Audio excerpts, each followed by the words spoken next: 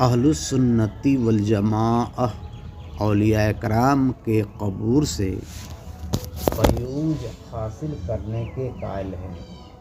ان کے نزدیک جس طرح اولیاء کرام سے ان کی حیات میں فیوض و برکات حاصل ہوتی ہے، اسی طرح یا اس سے زیادہ ان کے بعد وفات ان کی قبور سے حاصل ہوتی ہے۔ فیض کا معنی فائدہ ہے۔ وہ ولایت والی نظر و کرم سے لوگوں کو فیض یاب کرتے ہیں، یعنی وہ ہماری طرف سے اللہ تبارک تعالیٰ سے استغفار کرتے ہیں اور اس کی برکات سے اللہ تبارک تعالیٰ کی رحمت ہم گناہ گاروں پر بھی ہوتی ہے۔